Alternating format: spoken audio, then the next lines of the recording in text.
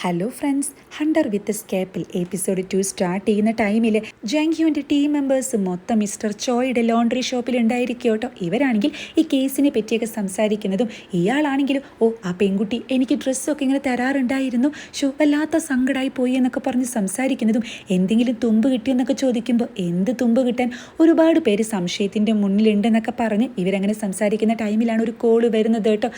ഇവരുടെ senior officers ആയിരിക്കും.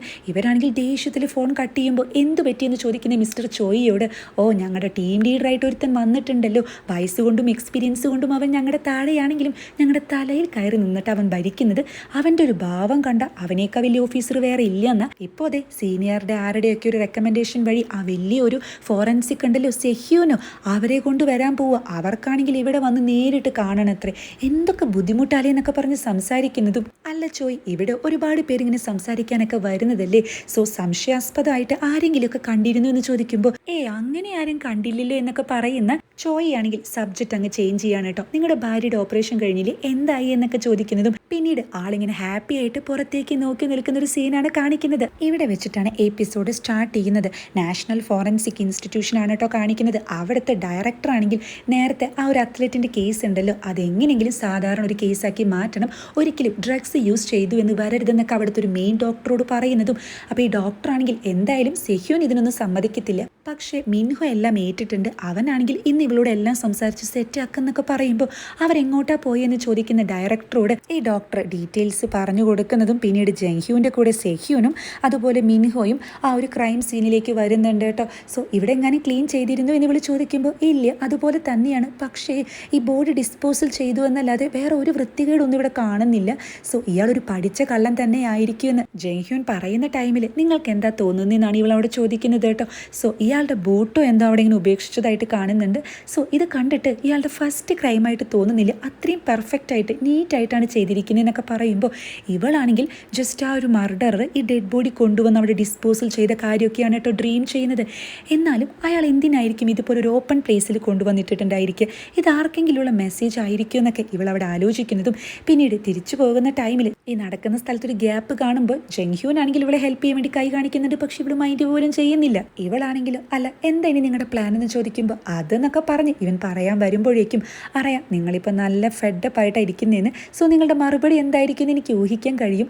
അല്ല CCTV ഫൂട്ടേജ് ഒന്നും കിട്ടിയില്ലെന്ന് ഇവൾ ചോദിക്കുന്ന ടൈമിൽ ഈ ഏരിയയിൽ അങ്ങനെ CCTV ഫൂട്ടേജ് ഒന്നും ഇല്ലാതെ ഇതൊരെണ്ണേ ഉള്ളൂ, ഇതാണെങ്കിൽ ആ ഒരു ഡയറക്ഷനിലേക്കല്ല എന്ന് പറയുമ്പോൾ സെഹ്യൂൻ ആണെങ്കിൽ ഈ ഒരു മർഡറർ എന്തായാലും ഈ റൂട്ടിലൂടെയല്ല മറ്റൊരു റൂട്ടിലൂടെയാണ് വന്നിട്ടുള്ളത്. കാരണം വണ്ടിയുടെ ടയറിന്റെ പാടൊന്നും ഇവിടെ ഇല്ല. പിന്നെ ഈ ബോഡി ആണെങ്കിൽ വളഞ്ഞിട്ടൊന്നുമില്ല, ബെൻഡായിട്ടില്ല, സ്ട്രൈറ്റ് തന്നെയാണ്. അതിനർത്ഥം അയാൾ വലിയ ഏതൊരു വണ്ടിയിലാണ് ബോഡി ഡിസ്പോസൽ ചെയ്യാൻ വന്നിട്ടുള്ളത്.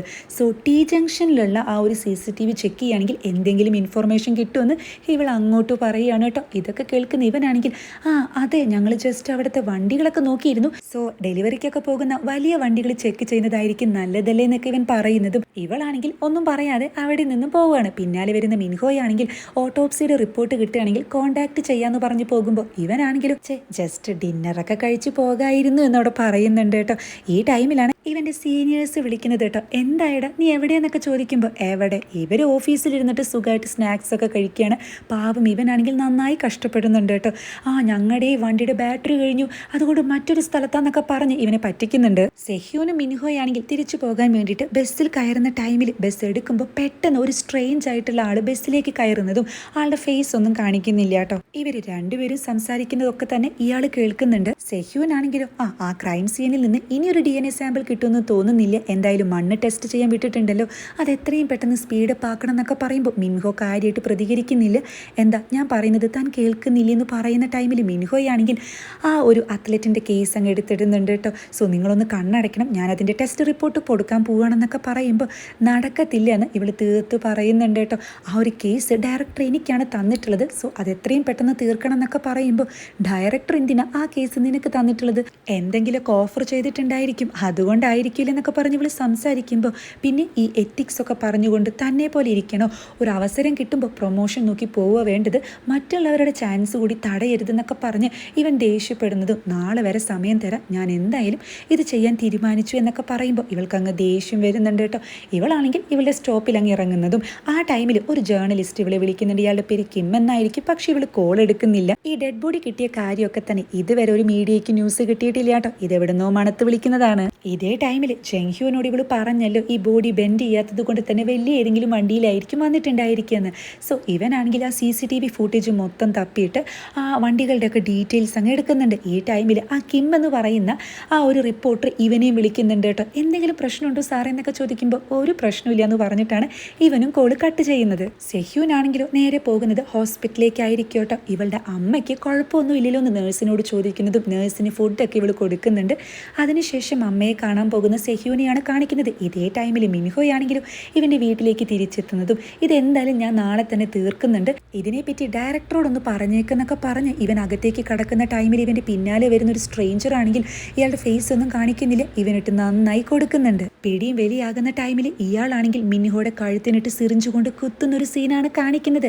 ഇതേ ടൈമിൽ സെഹ്യൂനാണെങ്കിലും ഇവളുടെ അമ്മേനെ പരിചരിക്കുന്നൊരു സീനാണ് കേട്ടോ കാണിക്കുന്നത്. അമ്മയാണെങ്കിൽ ആരാന്ന് ചോദിക്കുമ്പോൾ, അതായത് അമ്മയ്ക്ക് ഓർമ്മ പോലും ഉണ്ടായിരിക്കില്ല അമ്മയുടെ മകളാണെന്ന് പറയുന്നതും, ആ നീ വളരെ സുന്ദരിയായിട്ടുണ്ടല്ലോ എന്നൊക്കെ അമ്മ പറയുന്ന ടൈമിൽ മകളാണെങ്കിൽ അമ്മേനെ ഇങ്ങനെ തൊട്ടിട്ട് ആ അമ്മയും ഒരുപാട് സുന്ദരിയായിട്ടുണ്ടെന്ന് പറയുമ്പോൾ എങ്ങനെയൊന്നും പറയാറില്ലല്ലോ എന്ന് അമ്മ പറയുന്ന ടൈമിൽ ഇവളാണെങ്കിൽ ആളുടെ കയ്യിൽ ഇങ്ങനെ അമർത്തി പിടിക്കുകയാണ് കേട്ടോ.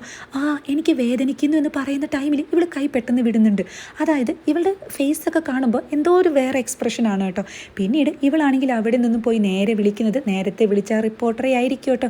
ആ ഞാൻ നിങ്ങളെ വിളിക്കാനിരിക്കുകയായിരുന്നു എന്ന് പറഞ്ഞ് ഇവൾ എന്തൊക്കെയോ സംസാരിക്കുന്നുണ്ട്. ആ സീൻ അവിടെ കട്ടാവുകയാണ്. നെക്സ്റ്റ് ഡേ മോർണിംഗിൽ ഈ ഒരു ഡെഡ് ബോഡി കിട്ടിയ ന്യൂസ് അങ്ങ് സ്പ്രെഡ് ആകുന്നുണ്ട്. ഓൺലൈനിലും അതുപോലെ TV-യിലും മൊത്തത്തിൽ ഈ ന്യൂസ് ആയിരിക്കും കേട്ടോ. ഇതുവരെ പോലീസുകാർക്ക് ഒരു തുമ്പ് പോലും കണ്ടുപിടിക്കാൻ കഴിഞ്ഞിട്ടില്ല.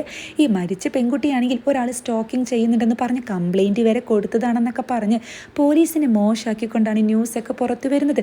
ഇത് കാണുന്ന സീനിയർ ഓഫീസർ ആണെങ്കിൽ നേരെ വന്നിട്ട് ഈ ടീംമേറ്റ്സിനോട് മൊത്തം അങ്ങ് ചൂടാകുന്നുണ്ട്. ആരാ ഈ ന്യൂസ് പുറത്തേക്ക് വിട്ടേന്നൊക്കെ ചോദിക്കുമ്പോൾ എല്ലാവരും ജെങ്ഹ്യുവിനെയാണ് കേട്ടോ നോക്കുന്നത്. ഞാനല്ല എന്ന് ഇവൻ കൂളായിട്ട് അവിടെ പറയുന്നത്. ഇതുവരെ ഒരു തുമ്പും കിട്ടിയിട്ടില്ല. അല്ല ഈ ജിൻ എവിടെ പോയി എന്ന് ചോദിക്കുമ്പോൾ ഇതുവരെ വന്നിട്ടില്ല എന്ന് ജെങ്ഹ്യുൻ പറയാൻ വരുമ്പോഴേക്കും അടുത്തുള്ളവരാണെങ്കിൽ ആൾ ഓൾറെഡി ലീവ് എടുക്കുമെന്ന് പറഞ്ഞിരുന്നു എന്ന് കള്ളം പറയുകയാണ് കേട്ടോ. അപ്പോൾ ഇത് കേൾക്കുമ്പോൾ ഈ ഓഫീസർ ആണെങ്കിൽ നേരെ നോക്കുന്നത് ജെങ്ഹ്യുനെ ആയിരിക്കും, അതായത് ലീവ് പറഞ്ഞിട്ടുണ്ടോ എന്നുള്ള രീതിയിൽ. അപ്പോൾ ഇവരിത് അറിഞ്ഞിട്ട് പോലും ഇല്ല. പക്ഷെ ഇവനാണെങ്കിലും ഞാൻ ലീവ് കൊടുത്തു എന്നവിടെ കള്ളം പറയുകയാണ്. അതിനുശേഷം നിങ്ങൾ എന്താ ഇങ്ങനെയൊക്കെ ചെയ്യുന്നത്, ജസ്റ്റ് എന്നോടൊന്ന് ഇൻഫോം ചെയ്തോടെ എന്ന് പറഞ്ഞ് സംസാരിക്കുമ്പോൾ ഇവരാവശ്യമില്ലാതെ ഇവനോട് ചൂടാവുകയാണ് കേട്ടോ. നീ എന്താ വിചാരിച്ചത്, ഞങ്ങളെയൊക്കെ കുറച്ച് പഠിച്ചിട്ടുണ്ടെന്ന് വിചാരിച്ച് ഞങ്ങളുടെ ടീം ലീഡറായി എന്ന് വിചാരിച്ച് ഞങ്ങളെ കയറി അങ്ങ് ഭരിക്കാനൊന്നും വരണ്ടെന്ന് പറഞ്ഞ് വളരെ മോശമായിട്ട്, അതായത് ഇവരുടെ ഉള്ളിൽ തന്നെയുള്ള ഒരു ഈഗോ ഇവൻ്റെ അടുത്തേക്ക് എടുക്കുകയാണ് കേട്ടോ. ഇവന് ശരിക്കും ദേഷ്യമൊക്കെ വരുന്നുണ്ട്. അപ്പോൾ ഈ ഓഫീസറാണെങ്കിൽ മറ്റൊരുത്തം പിടിച്ചുകൊണ്ട് പോകുന്നതും എന്തിനാ ഇപ്പോൾ പ്രശ്നം ഉണ്ടാക്കി, നമ്മുടെ ഭാഗത്തും തെറ്റുണ്ടെന്നൊക്കെ പറഞ്ഞ് സംസാരിക്കുന്ന ടൈമിലാണ് ജിൻ എന്ന് പറയുന്ന ഡിറ്റക്റ്റീവ് വിളിക്കുന്നത് കേട്ടോ. അപ്പോൾ ഇവരാണെങ്കിൽ വൈഫിൻ്റെ ഓപ്പറേഷനൊക്കെ സക്സസ് ആയില്ലേ എന്നൊക്കെ ചോദിക്കുന്ന ഒരു സീനാണ് കാണിക്കുന്നത്. ജെങ്ഹ്യുൻ ആണെങ്കിൽ നേരെ ഇവളെ വിളിക്കുന്നുണ്ട് കേട്ടോ. അതായത് നിങ്ങളുടെ ഭാഗത്തു നിന്നാണ് ഈ ന്യൂസ് പുറത്തേക്ക് പോയെന്ന് ചോദിക്കുമ്പോൾ ഡയറക്ടർ എന്നെയും വിളിച്ചിരുന്നു, ഞാൻ തന്നെയാണ് പറഞ്ഞതെന്ന് പറയുമ്പോൾ ഇതിൻ്റെ ആവശ്യമുണ്ടായിരുന്നു, ഇപ്പോൾ ഈ ന്യൂസൊക്കെ നല്ല പ്രശ്നമായിരിക്കുക എന്ന് പറയുമ്പോൾ അങ്ങനെ പ്രശ്നമായാലേ ഇൻവെസ്റ്റിഗേഷൻ മുന്നോട്ട് പോകും എന്ന് ഇവൾ കൂളായിട്ട് പറയുന്നുണ്ട് കേട്ടോ. നിങ്ങൾക്ക് പറഞ്ഞാൽ മനസ്സിലാകത്തില്ല, ആ ഒരു മർഡറർ ഇനി അടുത്ത മൂവ്മെൻ്റ് ആയിട്ട് വരും എന്ന് പറയുമ്പോൾ അങ്ങനെയാണെങ്കിൽ നിങ്ങൾക്ക് എളുപ്പത്തിൽ കണ്ടുപിടിക്കാമല്ലോ എന്നാണ് ഇവൾ പറയുന്നത് കേട്ടോ. അല്ല ഇപ്പം എന്തിനാ വിളിച്ചതെന്ന് ചോദിക്കുന്ന സെഹ്യൂനോട് നിങ്ങൾ ഓട്ടോപ്സിയിൽ എന്തെങ്കിലും കണ്ടെത്തിയോ എന്നാണ് ഇവൻ ചോദിക്കുന്നത്. അപ്പോൾ ഇവളാണെങ്കിൽ എല്ലാ സാമ്പിൾസും ചെക്ക് ചെയ്തു, ഒന്നും കണ്ടെത്തിയില്ല എന്ന് പറഞ്ഞ് ഇവള് സ്റ്റൊമക്കിലെ സാമ്പിൾ ആയിരിക്കും ആ ഒരു ടൈമിൽ ചെക്ക് ചെയ്യുന്നുണ്ടായിരിക്കുക. പിന്നെ സ്റ്റൊമക്കിലെന്ന് പറഞ്ഞ് ഇവളങ്ങ് സ്റ്റക്ക് ആവുകയാണ് കേട്ടോ. അതായത് കുറേ അങ്ങോട്ടും ഇങ്ങോട്ടൊക്കെ ആയിട്ടുള്ള കുറേ വരകളൊക്കെയാണ് കേട്ടോ കാണുന്നത്. ആ ടൈമിൽ പെട്ടെന്ന് പാസ്റ്റിലേക്ക് പോകുന്നുണ്ട്. ചെറിയ കുട്ടിയായ ഇവള് തന്നെയാണെന്ന് തോന്നുന്നു. അതായത് മുകളിലേക്ക് തുടയ്ക്കണം, സൈഡിലേക്ക് തുടയ്ക്കണം എന്നൊക്കെ പറഞ്ഞൊരു ബ്രഷ് ഉപയോഗിച്ചിട്ട് ഇങ്ങനെ യൂസ് ചെയ്യുന്നൊരു സീനാണ് കേട്ടോ കാണിക്കുന്നത്. അപ്പോൾ ഇവനാണെങ്കിൽ എന്താ ഈ സ്റ്റൊമക്കിൽ എന്തെങ്കിലും കണ്ടോ എന്ന് ചോദിക്കുമ്പോൾ പ്രത്യേകിച്ചൊന്നും കണ്ടില്ല എന്ന് പറഞ്ഞ് ഇവൾ നൈസായിട്ട് കോള് കട്ട് ചെയ്യുന്നുണ്ട്. അതിനുശേഷം ഇവരുടെ മെയിൻ ഡോക്ടർ ഉണ്ടല്ലോ അവരുടെ അടുത്തേക്ക് വന്നിട്ട് ഈ സാമ്പിൾസ് ഒക്കെ ചെക്ക് ചെയ്തു എന്ന് ചോദിക്കുമ്പോൾ ഡോക്ടർ ആണെങ്കിലും അതായത് ഈ ഡെഡ് ബോഡിയിൽ നിന്നും കുറച്ച് മഷ്റൂംസ് ഒക്കെ കണ്ടെത്തിയിട്ടുണ്ട് കേട്ടോ. അതിനെ പറ്റിയിട്ടാണ് സംസാരിക്കുന്നത്. അപ്പോൾ ഇവളാണെങ്കിൽ അതായത് ഇവൾ MBBS പഠിക്കുന്ന ടൈമിൽ ഫസ്റ്റ് സെമസ്റ്ററിലാണെന്ന് തോന്നുന്നു. ഇതുപോലെ ഒരു ഡെഡ് ബോഡി കിട്ടുന്ന ടൈമിൽ ഇവരത് പ്രോപ്പറായിട്ട് ഡിസ്പോസൽ ചെയ്യാത്തത് കൊണ്ട് തന്നെ അതിൽ ഇതുപോലെ ഇങ്ങനെ കൂണുകളൊക്കെ വന്നിരുന്നു കേട്ടോ. സോ ഇവർക്ക് ഇത് കുറച്ചു കാലം വർക്ക് ചെയ്യേണ്ടതാണല്ലോ, അതുകൊണ്ട് തന്നെ പിന്നെ പിന്നീട് അനാട്ടമി ഹാളിലേക്കൊക്കെ വരുമ്പോൾ ഇവരിത് ക്ലീൻ ചെയ്തിട്ടാണ് യൂസ് ചെയ്തിരുന്നതെന്ന് പറയുമ്പോൾ ഇത് കേൾക്കുന്ന ഡോക്ടറാണെങ്കിൽ ആഹാ അപ്പോൾ കൊലയാളി മെഡിക്കൽ ടൈം ഒക്കെ അറിയാവുന്ന ഒരാളായിരിക്കുമല്ലോ എന്നാണ് അവിടെ ചോദിക്കുന്നത്. ഇത് കേൾക്കുന്ന സെഹ്യൂനാണെങ്കിൽ അങ്ങനെയായിരിക്കാൻ ഒരു വഴിയില്ല, മറിച്ചും ചിന്തിക്കാലോ, അതായത് നമ്മളെ പോലെ മെഡിക്കലി ഒന്നും ഉപയോഗിക്കണം എന്നില്ല, ആൾക്ക് ഇത് വെറും ഒരു ഒബ്ജക്റ്റാണ്, അതുകൊണ്ട് വല്ല ക്ലീനിങ്ങോ ഡിഷിങ്ങോ ഒക്കെ ആയിട്ടുള്ള ബ്രഷ് ഉപയോഗിച്ചിട്ടും ഇത് ചെയ്യാനുള്ള സാധ്യതയുണ്ടെന്നൊക്കെ പറയുന്നതും നേരത്തെ കുട്ടിയായ ഇവള് ബ്രഷ് ഉപയോഗിച്ചിട്ട് ഇങ്ങനെ കഴുകുന്നത് കാണിച്ചല്ലോ, അതായത് ഇവള് ഫസ്റ്റ് ഇയർ MBBSലത്തെ കാര്യമൊന്നും അല്ലാട്ടോ പറയുന്നതെന്ന് അവിടെ നമുക്ക് ക്ലിയർ ആകുന്നുണ്ട്. അപ്പോൾ ഇവളാണെങ്കിലും എന്തായാലും നീ കേസ് അന്വേഷിക്കുന്നൊക്കെ പറഞ്ഞിട്ട് ആ റിപ്പോർട്ടിൻ്റെ ഡീറ്റെയിൽസ് ഒക്കെ കൊടുക്കുന്ന ടൈമിൽ അല്ല മിൻഹോ ഡോക്ടർ ഇന്ന് കണ്ടില്ലല്ലോ, നിങ്ങൾ തമ്മിൽ ഇന്നലെ ഫൈറ്റ് കൂടിയെന്ന് തോന്നുന്നു എന്നൊക്കെ ചോദിക്കുമ്പോൾ ഇവളാണെങ്കിൽ എന്താ ഞങ്ങൾ തമ്മിൽ ഫൈറ്റ് കൂടണം എന്നുണ്ടോ എന്നാണ് ഈ ഡോക്ടറോട് തിരിച്ച് ചോദിക്കുന്നത്. ഞാൻ ജസ്റ്റ് ഫണ്ണായിട്ട് ചോദിച്ചതാന്ന് പറയുന്ന ഡോക്ടറോട് അല്ല ഇതെന്താ കിൻഡർ ഗാർഡൻ എങ്ങാനും ആണോ, ഫൈറ്റ് ചെയ്ത് കഴിഞ്ഞാൽ പിറ്റേ ദിവസം ജോലിക്ക് വരാതിരിക്കാൻ അറിയത്തില്ല എന്ന് പറഞ്ഞ് ഇവള് കൂളായിട്ട് അവിടെ നിന്നും പോകുന്നുണ്ട്. പോലീസ് സ്റ്റേഷനിലാണെങ്കിലും സീനിയർ ജംഹ്യൂനോടാണ് കേട്ടോ കേസ് അന്വേഷണത്തിന്റെ കാര്യമൊക്കെ ചോദിക്കുന്നത്. ആ ടൈമിൽ സെഹ്യൂൻ പറഞ്ഞ ഈ വണ്ടിയുടെ കേസ് ഇവൻ അവിടെ പറയുന്നുണ്ട്, CCTV ഫൂട്ടേജ് ചെക്ക് ചെയ്യണം, ഇനിയും കുറെ ബാക്കിയുണ്ടെന്നൊക്കെ പറയുമ്പോൾ അതൊരു നല്ല ഐഡിയ ആണെന്ന് സീനിയർ ഓഫീസർ പറയുന്നുണ്ട്. അപ്പോൾ ഇവൻ്റെ കൊളീഗ്സും അതെ എന്നൊക്കെ പറയുന്നുണ്ട് കേട്ടോ. എന്തായാലും നിങ്ങളത് ചെക്ക് ചെയ്യുമെന്ന് പറഞ്ഞ് ഈ ഓഫീസർ അവിടെ നിന്നും പോകുന്ന ടൈമിൽ ഇവൻ്റെ കൊളീഗ്സ് നൈസായിട്ട് അവിടെ നിന്നും പോവുകയാണ്. നിങ്ങളിത് എങ്ങോട്ടാ CCTV ഫൂട്ടേജ് ചെക്ക് ചെയ്യേണ്ടതെന്ന് ചോദിക്കുമ്പോൾ ഞങ്ങൾക്ക് വേറെ കുറേ പണിയുണ്ടെന്ന് പറഞ്ഞിട്ട് ഇവർ നൈസായിട്ട് അവിടെ നിന്നും പോകുന്നുണ്ട് കേട്ടോ. സെഹ്യൂനാണെങ്കിലും ഈ റിപ്പോർട്ട് ഇങ്ങനെ വായിക്കുന്ന ടൈമിൽ അതിൽ ബ്രഷ് എന്ന് എഴുതിയിട്ടുണ്ടായിരിക്കുമല്ലോ, അവിടെ ഇങ്ങനെ കുത്തി വരയുന്നതും ഇല്ല എനിക്ക് ഉറപ്പുണ്ട് അയാൾ മരിച്ചതാണെന്നൊക്കെ പറഞ്ഞ് ടെൻഷൻ അടിക്കുന്ന ഒരു സീനാണ് കാണിക്കുന്നത്. എപ്പിസോഡിൻ്റെ ലാസ്റ്റിൽ ഒരു പെൺകുട്ടി ഒരു ട്രോളിങ്ങിന് വലിച്ചുകൊണ്ട് വലിയൊരു സ്റ്റെപ്പൊക്കെ ഉണ്ടായിരിക്കും കേട്ടോ. ഇതൊക്കെ ഇറങ്ങി വരുന്നതും ഒരു റോഡിൻ്റെ അവിടെ എത്തുന്ന ടൈമിൽ ഇവൾ അവിടുത്തെ ഒരു പോസ്റ്റിൽ എന്തോ ഒരു നോട്ടീസ് ഒട്ടിക്കുന്നുണ്ട് കേട്ടോ. ഒരു ചെറിയ പെൺകുട്ടിയൊക്കെയാണ്. ആ ഒരു സ്യൂട്ട് കേസിൽ നിന്നാണെങ്കിൽ ബ്ലഡ് ഇങ്ങനെ ഒഴുകി വരുന്നതാണ് കാണിക്കുന്നത്. ഇവിടെ വെച്ച് സസ്പെൻസ് ആക്കിയിട്ടാണ് കേട്ടോ എപ്പിസോഡ് അവസാനിക്കുന്നത്.